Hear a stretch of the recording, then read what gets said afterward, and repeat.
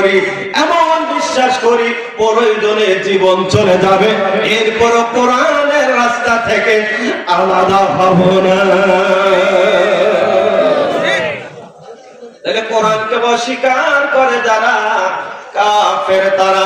এরপরে আল্লাহ বলে وقال الذين كفروا لا تسمعوا لهذا القرآن والغوا فيه لعلكم تغلبون। আল্লাহ রাব্বুল আলামিন বলেন কাফের হলো তারা যারা বলে কোরআন শুনবা না, আর কোরআন যেই জায়গায় শোনানো হয় ওই জায়গায় গন্ডগোল করবা, গোলযোগ করবা, হট্টগোল করবা। ও মুসলমান, আমার আপনার নবী যখন কোরআন প্রচার করে, আমার আপনার নবী যখন কোরআন তেলাওয়াত করে, আবু জাহেল লোকদেরকে লেলিয়ে দেয়, যাও তোমরা যাও, যেখানে আব্দুল্লাহর পিতা মুহাম্মদ বলেন সাল্লাল্লাহু আলাইহি ওয়াসাল্লাম, সে যখন কোরআন প্রচার করবে, কোরআন তেলাওয়াত করবে, তোমরা ওই জায়গায় গন্ডগোল করবা, গোলযোগ করবা, যাতে করে সে সঠিকভাবে কোরআন প্রচার করতে না পারে, কোরআন যেন জনগণ বুঝতে না পারে। কারণ আবু জাহেল জানতো কোরআন যদি জনগণ বুঝে ফেলে, আবু জাহেলের চেয়ার থাকবে না। এই জন্য মুসলমান, আজকে বক্তার সামনে থেকে মামুদ কেড়ে নেওয়া হয়, স্টেজে উঠতে দেওয়া হয় না, মাহফিলে এসে গন্ডগোল লাগায় দেওয়া হয়। তাহলে বোঝা যায় ওরা ভয় পায় কোরআন যদি জনগণ বুঝে ফেলে আমাদেরকে ঝাঁটার বাড়ি মারবে। বলেন কেন? কোরআন যদি মুসলমান বুঝে ফেলে আমাদের দেশে থাকার জায়গা হবে না, আমরা দুনিয়ায় থাকতে পারবো না। ও মুসলমান, এই জন্য তারা কোরআন প্রচার করতে দিতে চায় না, কোরআন মানুষদেরকে শোনাতে চায় না। এই জন্য আসেন বাদান রে আমার, আমাদের কাজ হলো কোরআন যেখানে চলবে, কোরআনের বয়ান যেখানে হবে, কোরআন যেই জায়গা প্রচার হবে, আমাদের কাজ কি? আল্লাহ রাব্বুল আলামিন বলেন ওয়াইদা কুরিয়াল কুরআন ফাসতামিউ লাহু ওয়া আনসিতু লাআল্লাকুম তুরহামুন। আল্লাহ রাব্বুল আলামিন বলেন ওয়াইদা কুরিয়াল কুরআন, তখন কোরআন তিলাওয়াত হবে, কোরআনের বয়ান হবে, আমাদের দুইটা কাজ করতে হবে। একটা হলো ফাসতামিউ, মনোযোগ ঠিক রাখতে হবে। দুই নাম্বার ওয়া আনসিতু, চুপ থাকতে হবে। আল্লাহ বলে যারা মনোযোগ ঠিক রাখবে, চুপ থাকবে, লাআল্লাকুম তুরহামুন, তাদের উপরে আমার পক্ষ থেকে রহমত বর্ষণ হবে। জোরে জোরে বলেন আল্লাহু আকবার। রহমত চান না, গজব চান, এরকম কে কে আছেন? বাম হাত উঁচু করেন। আছেন? আমরা সবাই কি চাই? জোরে বলেন, জোরে বলেন। শুধু আমরা নয়, নদীর ভিতরে যদি বুলবুল ঝড়, নার্গিস ঝড় শুরু হয়, ট্রলার স্টিমারে যদি কালী পদ থাকে, কি পদ? জোরে বলেন। কালী পদ থাকে, সেও তখন বলবে আর কালী বালি দিয়ে কাজ হবে না, কালেমা চালাতে হবে। ও কালী পদ কালেমা পড়ে, কিসের জন্য পড়ে? সেও চায় যেন আমি সিডরের ভিতরে না পড়ে যাই। ও মুসলমান, কেউ গজব চায় না, সবাই রহমত চায়। আমি আপনি যদি রহমত চেয়ে থাকি, রহমত পেতে চাই, আমাকে আপনাকে দুইটা কাজ করতে হবে। এই মুহূর্তে মনোযোগ ঠিক রাখা লাগবে, এই মুহূর্তে চুপ থাকতে হবে। অর্ডার আমার না আল্লাহর।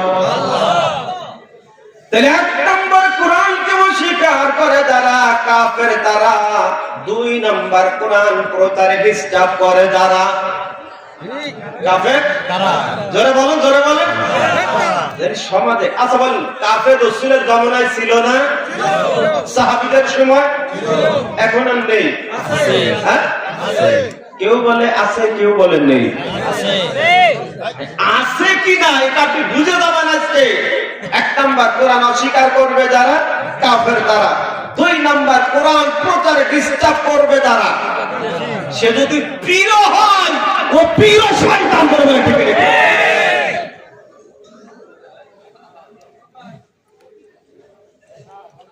3 নম্বর আল্লাহ রাব্বুল আলামিন কুরআনুল কারীমের ভিতরে বলেন ওয়াকালাল্লাযীনা কাফারু লিরুসুলিহিম লানুখরিজান্নাকুম মিন আরদিনা আও লাতাউদুন্না ফী মিল্লাতিনা ফাআওহা ইলাইহিম রাব্বুহুম لنهلكن الظالمين।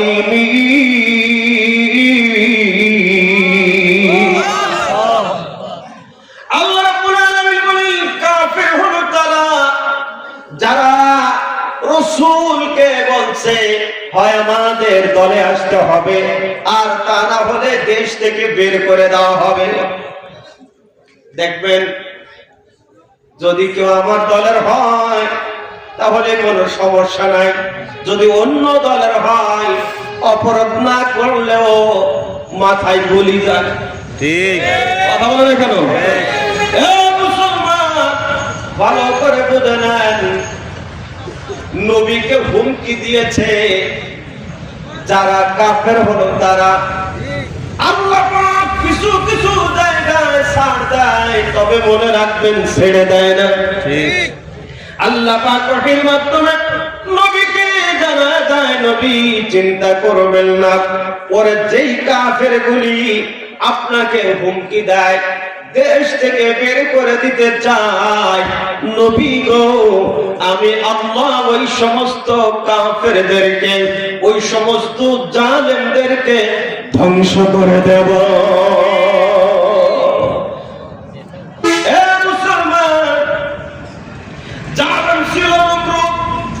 এই নমরুদকে আমার আল্লাহ ধ্বংস করেছে, তেমন কোন ফোর্স ব্যবহার করে নাই। আমার আল্লাহ পৃথিবীর বুকে যা তৈরি করেছে সবগুলো আমার আল্লাহর সৈনিক। ধরে বলেন ঠিক কিনা? আল্লাহ রাব্বুল আলামিন নবী ইব্রাহিমের সঙ্গে খারাপ আচরণ করার কারণে, নবী ইব্রাহিমের বিরুদ্ধে বিরোধিতা করার কারণে আল্লাহ পাক নমরুদকে তেমন কিছু দিয়ে সাইজ করলেন না। এক ঝাঁক মশা পাঠিয়ে দিলেন, সেই এক ঝাঁক মশার ভিতরে একটি মশা ছিল প্যারালাইজড রোগী। কথা কয় না? দেখেন আমাদের সমাজে একটা কথা চালু আছে, পোড়া মানসির কুড়ি বুদ্ধি। হ্যাঁ, এই কথা চালু আছে না? বলে এই পোড়া মশার কেমন বুদ্ধি যে পোড়া মশা ঘুরতে ঘুরতে নমরুদের নাকের ডগা দিয়ে মাথার সাথে, যখন মাথার সাথে চলে গিয়েছে ওখানে বসে যখন কামড় শুরু করেছে, দেখবেন যত শক্তিশালী মানুষ হোক না কেন মশায় যদি বসায়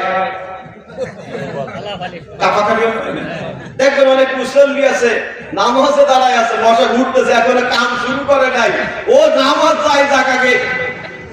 কথা বলছে না কেন? আছে না নেই?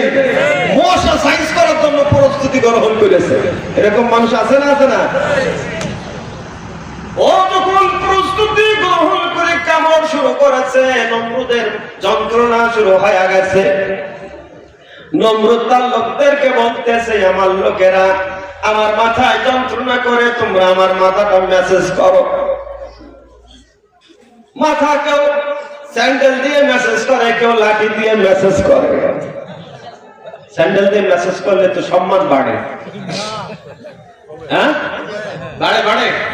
আল্লাহু আকবার। এ মুসলমান, যখন পেটানো বন্ধ করে মশা আবার কামড় শুরু করে, যখন পিটানো শুরু করে ও কামড় বন্ধ করে। সুবহানাল্লাহ বলে।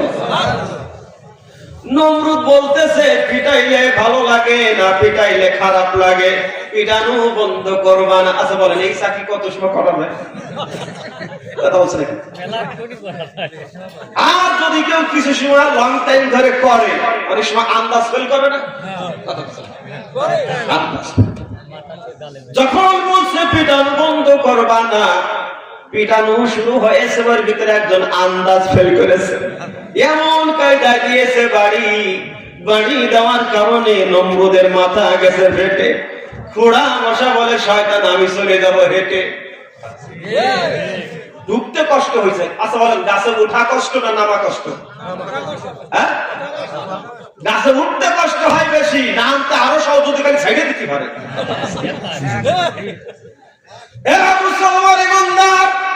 যখন নমরুদের মাথা ফেটে গিয়েছে, খোড়া মশা বলতেছে, শয়তান নবীরে কষ্ট দিয়েছি, তোর মাথা গেছে ফেটে, এখন আমি চলে যাব হেঁটে, তুই এখন জাহান্নামের ভিতরে থাকবি, জাহান্নামের আগুন ভোগ করে দেখবি খেটে। ধরে বলেন ঠিক ঠিক না? ও মুসলমান, এই নমরুদকে আমার আল্লাহ দুনিয়ার থেকে বিদায় করেছে জুতোর বাড়ি দিয়ে। ওই আল্লাহ এখনো আছে না? আগের থেকে একটু শক্তি কমিয়ে গেছে। নমরুদ নবীর সাথে বিয়াদবি করেছে, তাই তো তার কপালে জুতোর বাড়ি হয়েছে। ফিরাউন মুসার সাথে বিয়াদবি করেছে, তাই তো নীল দরিয়ায় চুপনি খেয়ে মরেছে। নবীর ওয়ারিসের সাথে যারা বিয়াদবি করেছে, তারা আজ দিল্লি গিয়ে পালাইছে। বলেন ঠিক না? ইসলামেরই দুশ্মনেরা হয়ে যাও সাবধান, ইসলামেরই দুশ্মনেরা হয়ে যাও সাবধান, নইলে জুতোর বাড়ি খাবি, হারাবি সম্মান। দামি জুতা পায়ে দিলে মানুষের বাড়াই যে মান, পায়ে জুতা পরলে সম্মান, গায়ে পড়লে অপমান। ও মুসলমান, আমার আল্লাহ নিজে ঘোষণা করেছেন, নবী আমি জালেমদেরকে ধ্বংস করে দেব। এই জন্য নমরুদ ধ্বংস হয়েছে, ফিরাউন ধ্বংস হয়েছে, আবু লাহাব ধ্বংস হয়েছে।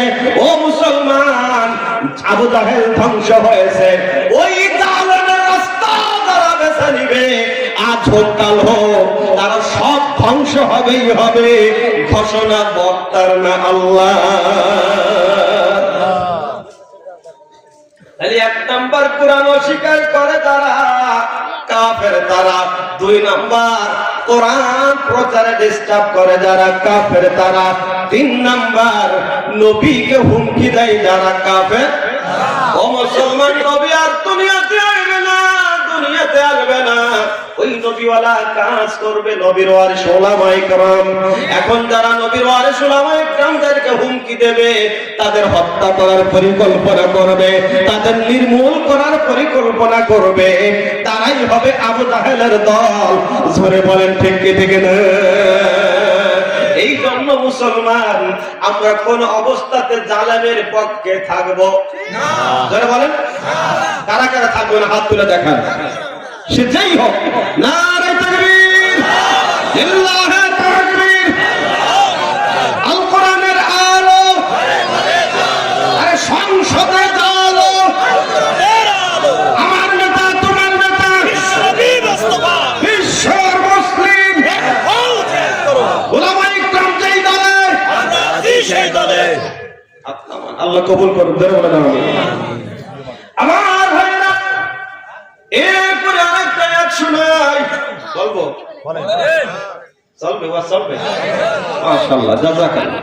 আমি চিন্তা করলাম যে আমি অপরিচিত মানুষ, আপনাদের এলাকায় আসছি, আমাকে বসাই দিয়ে আপনারা সবাই বাড়িতে ঘুমোয় না পড়ে। এখন সামনের থেকে কয় মুরব্বী বলতেছে সারা রাত চলবে ইনশাআল্লাহ। এক জায়গায় গেছি ওয়াজ করার জন্য, বলতেছে হুজুর চালাই যান, বাচ্চা হুজুর তো চালাই যান। আপনার তো আন্দাজ নেই, আমার 3টা বাচ্চা আছে। আমার ওয়াজের বয়স 20 বছর চলে। সুবহানাল্লাহ বলবেন না? এ বাবার একটা শুনে আল্লাহ বলেন, আল্লাযীনা কাফারু ওয়া সাদ্দু আন সাবিলিল্লাহি আযাল্লা আ'মালাহুম। গভীর মনোযোগ।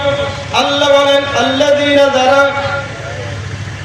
কাফারু, কাফির, ওয়া সাদ্দু বাধা দেয়, আন সাবিলিল্লাহ আল্লাহর পথে। কার পথে?